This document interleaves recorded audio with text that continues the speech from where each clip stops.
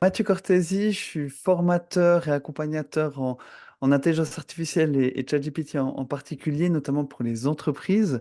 Déjà, pour répondre à une question qu'on peut se poser, je ne l'ai pas écrit avec ChatGPT. Donc, il n'y a pas une seule ligne de ce livre qui a été écrit avec ChatGPT. Par contre, il m'a aidé dans beaucoup d'aspects du processus. Et puis, c'est vrai qu'une question qu'on me pose souvent aussi, c'est de savoir, mais finalement, pourquoi écrire un livre sur un domaine qui change tellement. C'est vrai qu'entre le moment où je l'ai écrit, il est sorti, et puis maintenant, il y a déjà certaines choses qui ont évolué. Et moi, en fait, ce que j'ai essayé de faire tout au long du processus d'écriture, c'est en fait de se dire, ben, ce que je mets dedans, est-ce que ça sera encore valable dans 2 ans? Je pense que c'était le bon moment, en tout cas, c'était le bon moment pour moi de l'écrire, parce que c'est vrai qu'en termes de communauté sur les réseaux sociaux, en un an, j'ai 30 000 personnes qui me suivent sur LinkedIn, près de 100 000 sur Instagram, aussi sur TikTok, Twitter et autres, et une newsletter qui est lue maintenant par 15 000 personnes. Et j'essaie en fait de le vulgariser, j'essaie de le rendre compréhensible avec ben, toutes les besoins, toutes les interrogations qu'on peut avoir autour d'intelligence artificielle. C'est une machine qui arrive à calculer, à interpréter en fait une demande humaine et puis à sortir en fait un résultat de ça. On parle d'intelligence, mais ça reste pas d'intelligence en tant que telle. Il n'y a pas de capacité de raisonnement pour le moment en tout cas. Par contre, on a ce qu'on appelle l'intelligence artificielle générale. Et celle-ci, en fait, c'est ce moment qui arrivera un jour, je pense, ce moment où justement la machine pourra raisonner. Donc vraiment ben, comme un humain. Et le jour où on obtient ça, donc c'est vraiment cette capacité de raisonnement, ben, elle pourra être potentiellement l'égale d'intelligence humaine, voire même la dépasser.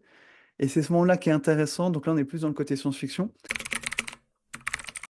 C'est vrai qu'avec ChatGPT, on a vraiment eu pour la première fois, mais au niveau mondial, en fait, accès à une machine, une intelligence artificielle dite générative qui, en fait, gratuitement nous répondait comme un humain à des questions qu'on pouvait se poser. Et je pense qu'on a tous eu cet effet un peu, cet effet waouh que j'appelle, de se dire, mais c'est fou, je discute avec une machine. En 3 mois, il y a eu 100 millions d'utilisateurs. C'était jamais arrivé dans toute l'histoire de l'humanité. ChatGPT, c'est vraiment un marteau. En fait, c'est un marteau. Avec un marteau, ben, on peut faire des cathédrales avec, mais on peut se taper sur le doigt ou on peut ben, taper quelqu'un avec. Et c'est assez juste parce que ce marteau, ben, des gens vont pouvoir faire des cathédrales, d'autres vont se faire mal avec et vont peut-être essayer de frapper d'autres personnes. Et puis finalement, ben, c'est ce qu'on fait l'humain. Et comme toute technologie, en fait, on peut en faire de belles choses ou de mauvaises choses. Le monde de l'entreprise, parce que j'ai vu assez vite le potentiel. Et puis, ce qu'on arrive à faire, c'est gagner du temps sur plein de petites tâches chronophages et même des un peu plus stratégiques, mais c'est ce côté gain de temps. Et puis ça, en fait, ChatGPT le permet très bien et gratuitement. Après, il y a une offre payante aussi, hein, puis des offres entreprises qui sont en train de se développer. Mais c'est vrai que quand je propose des formations en entreprise, souvent la question se pose, ben, est-ce que c'est ChatGPT, est-ce que c'est d'autres outils? Donc j'en présente d'autres. Mais c'est vrai que en majorité, la plupart du temps, ben, les entreprises me disent, ben non, on utilise ChatGPT. Il y a maintenant aussi Microsoft qui est aussi fort avec Copilot ou Bing Entreprise, qui est aussi de plus en plus utilisé. Mais c'est vrai que la majorité des gens qui ont utilisé l'intelligence artificielle sont passés par ChatGPT. Et pour moi, je pense que c'est une porte d'entrée. C'est un parmi d'autres, mais ça permet en fait, et d'un point de vue didactique en tant que formateur, souvent ce que je dis, ben voilà, ce qu'on fait avec ChatGPT, on peut le faire avec d'autres, hein. Je ne suis pas marié à ChatGPT, on verra comment ça va évoluer. Mais ça permet en fait d'avoir vraiment ce côté, cette grammaire et ce côté, ben on peut poser des questions, obtenir des réponses, relancer. Cette étude, à la base, c'était le MIT qui l'avait sorti au tout début en fait de l'année 2023, et puis ça a fait grand bruit à l'époque. Et ce qui est intéressant, c'est que d'autres études, notamment Harvard ou même Microsoft plus récemment, ont confirmé ce potentiel gain de 40% de productivité. Et c'est vraiment cette logique de productivité parce que ça répond, je pense, aussi à un débat qui est celui ben, des pertes d'emploi. De remplacement par l'intelligence artificielle. Alors après, on peut pas savoir ce qui va se passer pour la suite. Mais je pense qu'actuellement, on est très loin finalement d'un remplacement de poste en tant que tel par l'intelligence artificielle. Par contre, on peut être augmenté, si vous me passez l'expression. On Mhm. peut avoir ce côté, ben oui, on a un super assistant qui nous permet de faire des tâches beaucoup plus rapidement, et puis on obtient ce 40% de productivité supplémentaire. Mais ce qui est intéressant dans l'étude d'Harvard, c'est qu'en fait, ils nous disent que si on est déjà bon dans le domaine, donc on a déjà une expertise au départ, on peut tendre à ces 40% de productivité. En revanche, si on a peu de connaissances de base, en fait, on peut même avoir une perte de productivité. Pourquoi? Parce qu'on ne saura pas quelle tâche déléguer et surtout, on ne pourra pas voir selon ce qui nous est proposé par ChatGPT ou l'intelligence artificielle, on n'arrivera pas à évaluer si c'est pertinent ou pas, ou quel est l'élément pertinent et celui qui n'est pas pertinent dans la réponse qu'on peut avoir. Dans l'entreprise, de manière très basique, ça peut nous aider pour plein de petites tâches. La première à laquelle je pense, c'est le côté synthèse. ChatGPT va être très bon pour synthétiser un document. Donc, dès l'instant que vous avez un gros rapport, un article ou quelque chose, bah, vous mettez du temps à lire parce que vous n'avez jamais le temps, on est dans le flux du quotidien, bah, vous pouvez avoir une synthèse très rapidement des points clés. Un autre élément aussi qui fonctionne très bien, c'est les PV de séance. Alors, tout en, et j'aime bien citer cet exemple parce qu'il y a cette notion de protection des données, mais si on arrive à bien cadrer ça, bah, que ce soit sur des serveurs dédiés ou d'anonymiser certains points, on peut faire des PV de séance directement sans devoir le faire à la main. Par exemple, répondre à des emails aussi, qui est un des niveaux les plus basiques de l'entreprise. On peut demander à ChatGPT de nous faire une synthèse de l'email, de ressortir les points clés et de préparer une réponse. Après, moi, ce que je dis toujours, c'est que c'est bien qu'il y ait une validation humaine par rapport à une automatisation totale. C'est toujours bien de dire, OK, ben, j'ai mon brouillon qui est fait de réponse, je le valide, puis après je l'envoie. ChatGPT ou autres peuvent, ce qu'on appelle halluciner, donc ils peuvent inventer des informations, dans certains cas, pas toujours, s'il manque de contexte et autres. Donc ça, dans un cadre d'entreprise, il faut être conscient de ça, puis se dire, bah, ok, je valide avant d'envoyer, mais à partir de là, on peut faire beaucoup de choses. Et c'est vrai que des exemples très simples, très concrets, c'est au niveau de la traduction, par exemple. On Mhm. peut automatiser ben, des traductions. C'est vrai que, étant basé en Suisse moi-même, c'est vrai que l'allemand ben, est une des langues et la langue majoritaire en Suisse, ben, on doit souvent échanger avec des côtés alémaniques. Et bien, ce côté traduction, on peut le faire très facilement et puis avoir un accès à ça. Et puis, on a aussi, dès l'instant qu'on doit faire des retranscriptions, qu'on doit mettre dans des tableaux, dans des Excel, c'est des choses qu'on peut tout à fait automatiser et puis intégrer avec l'intelligence artificielle. Une entreprise peut, bah, déjà avec la version, que ça soit gratuite de ChatGPT ou de Microsoft Copilot, donc qui est vraiment l'intelligence artificielle de Microsoft qui se base sur la même technologie que ChatGPT, on peut, on va dire, gratuitement obtenir des choses très intéressantes. On a évoqué le côté traduction, réponse à des mails, synthèse, tout ça, on peut le faire avec la version gratuite. Ensuite, ce qu'on a comme possibilité, c'est ce qu'on appelle les offres payantes. ChatGPT a une option qui s'appelle ChatGPT Plus, qui est pour l'équivalent de 20 euros par mois. On peut accéder à ça. Pour les entreprises en particulier, moi, je préconise plutôt l'offre qui est sortie il n'y a pas longtemps, qui s'appelle Team, donc aucun rapport avec Microsoft Teams, mais qui permet d'avoir en fait un compte entreprise.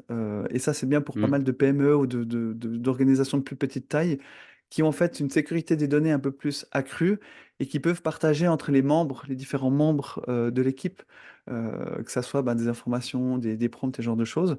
Donc ça, c'est 25 alors dollars, mais on peut faire conversion en euros assez facilement. C'est l'équivalent ben voilà, de 25 euros par mois, par utilisateur.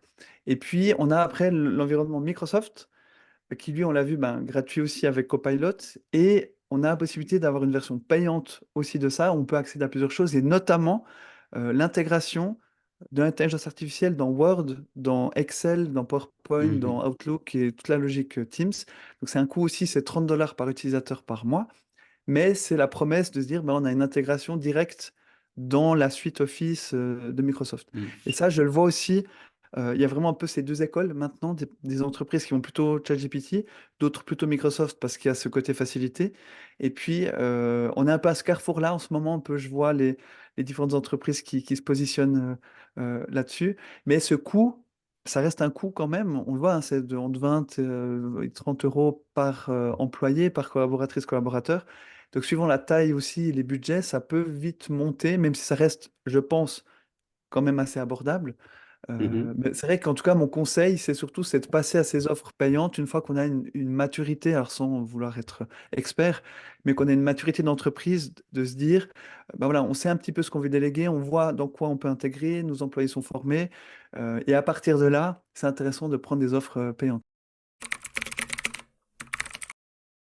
Qu'une personne qui a envie de se former toute seule, ben, peut un peu prendre à droite à gauche certaines choses.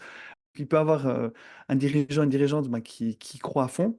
mais qui a ben, à l'interne ben, des gens, et c'est normal parce que on l'a vu, hein, 40% de productivité, enfin ça peut, il y a beaucoup de questions autour de ça, sur son job, sur qui on est, ce qu'on fait, comment ça va évoluer, et donc en fait c'est aussi de pouvoir rassurer les gens, de dire non, ça va pas vous remplacer, ça va vous aider, mais on va voir comment ça peut vous aider.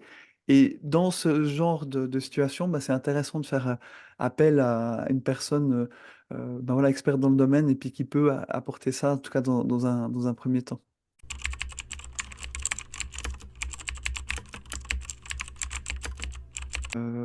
Une analogie que j'aime bien aussi évoquer, c'est de considérer ChatGPT comme un stagiaire. Citation d'Ethan Mollick, qui est un professeur de l'université de Pennsylvanie, il disait que voilà, c'est un stagiaire qui a envie de vous plaire, et il a tellement envie de vous plaire qu'il va pas hésiter à mentir pour vous plaire.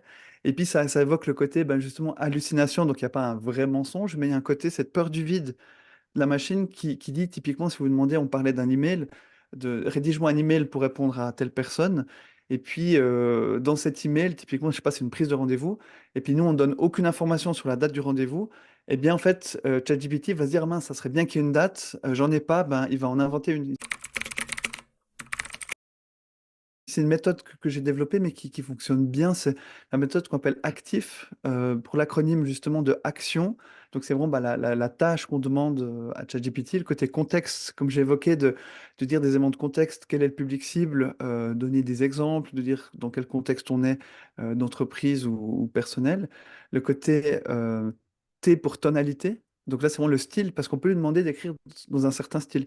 Ça peut être un style professionnel, ça peut être un style plus créatif. Et puis, typiquement aussi, une des choses sur laquelle ChatGPT peut être très bon, ça peut être, on peut lui demander un avis sur un document qu'on a fait, n'importe quoi. Ça peut être un mail, un PowerPoint. Puis il dit, bah voilà, qu'est-ce que tu en penses? Et en fait, on peut lui demander dans la tonalité d'être critique.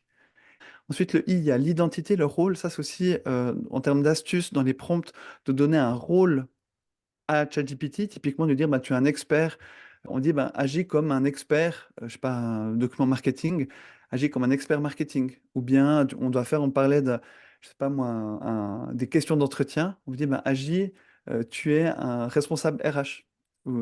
Et le dernier, c'est F pour format, donc de actif. Mhm. Je pense aussi une des choses qu'on peut demander, c'est de nous générer des idées. Et typiquement, il nous donne des idées, puis faire sous format tableau, on a une meilleure structure. Et surtout, ça le force à être synthétique dans sa réponse. Et puis les gens souvent me disent, ah mais oui, mais il y a des choses, je pensais qui n'étaient pas faisables, qu'ils le sont beaucoup plus. Et après, ça permet de faire déjà une première étape. Rien que ça, au niveau des entreprises et à titre personnel, on peut avoir un impact et puis on peut avoir de meilleurs résultats. Alors, mon site, c'est outil.ia.ch, donc vraiment outil comme un outil, puis IA tout collé. Et puis là, il y a bah, la possibilité de s'inscrire à ma newsletter, de voir aussi un peu mes offres de formation. Je propose une formation gratuite d'une quarantaine de minutes en mode e-learning avec plusieurs petites capsules, une dizaine de petites capsules vidéo. Donc ça, c'est quelque chose qui marche assez bien et beaucoup de gens, maintenant près de 10 000 personnes l'ont suivi, cette formation. Donc ce côté base, on le retrouve là. Et puis sinon, sur les réseaux sociaux, LinkedIn, c'est vraiment mon canal prioritaire. Donc c'est Mathieu Cortési, vous pouvez me retrouver sur LinkedIn. Et puis sur Instagram, c'est outil underscore IA. Et puis là, il y a possibilité de me retrouver si vous êtes plutôt des canaux vidéo avec ça.